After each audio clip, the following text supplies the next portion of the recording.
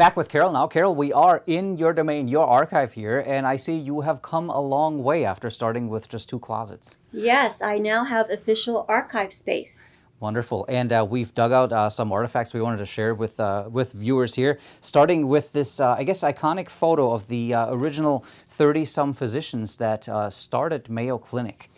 Yes, this is a portrait of the original physicians who came from Mayo in Rochester. And we pointed it out too because, ironically, Dr. Reimer, who we just heard from, he's part of this group, but he's not in this photo. Why is that? No, he didn't make the cut. Fortunately, he was on call and missed the photo op. Well, that's all right. He was at work, right? Yeah. All right. Next up here, we have a silver coin, which is part of an infamous luncheon that was very significant in the run-up to Mayo Clinic in Florida's beginnings. This was the luncheon that took place at the River Club in downtown Jax on November 20th, 1984. David Lawrence from Development in Rochester came to Florida and met with J.E. Davis and the family's banker. And they identified business leaders, philanthropists in the community and invited them to this lunch. These people had no idea why they were being invited to this lunch, but when J.E. made a request, you showed up. You showed up. So anyhow, you will notice that it says Mayo's sponsor, so the presumption was everybody who attended that lunch was going to be a Mayo sponsor of Mayo in Jacksonville, Florida.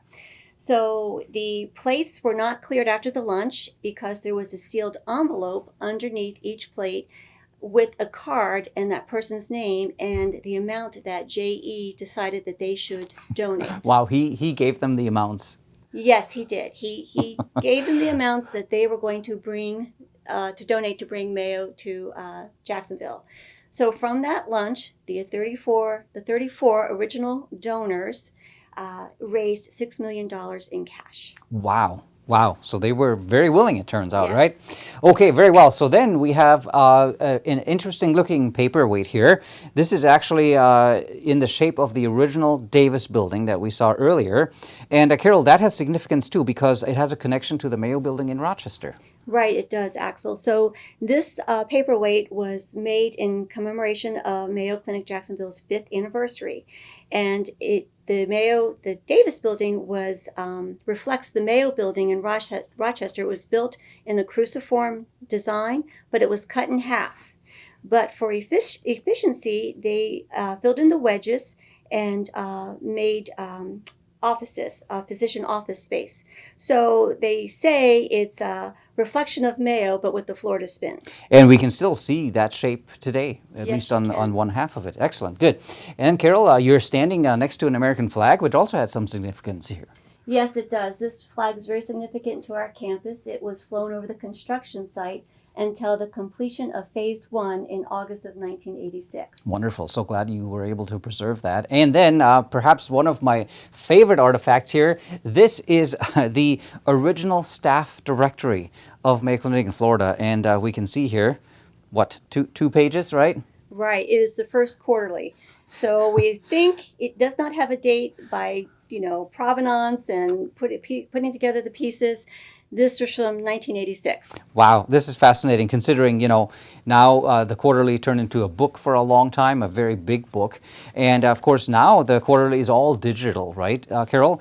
And that also brings up an intriguing question for you because being an archivist in these days, it's not all about collecting artifacts and things from past times, but you're also paying attention to digital artifacts. What does that mean for your work? That is right. That has been a big challenge for Mayo Clinic Florida Archives because not only am I trying to corral the physical artifacts, but also discern where people have stored electronic assets. And in 1986, in the early 90s, everybody was switching from paper to digital. So I'm happy to say starting the physical archives from scratch, also starting the digital archives from scratch. And to date, we have approximately 18,000 Wow. assets in our digital archives. Wow. So not only these shelves are growing, but your hard drives are growing as well, Yes, right? yes. Wonderful. And we should take the opportunity, Carole, if anyone watching out there might have either a physical artifact or a digital one, please reach out, right? Please, please, please. Yes. Don't throw it away. Don't throw it away. Today's activities, tomorrow's history.